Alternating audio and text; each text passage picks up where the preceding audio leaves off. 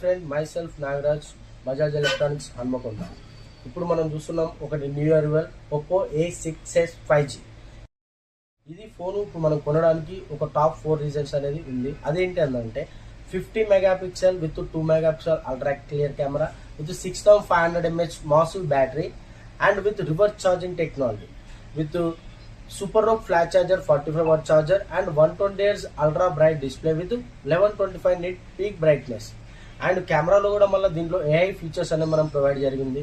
AI unblur and AI enhance and AI eraser and AI remover with AI remove reflections.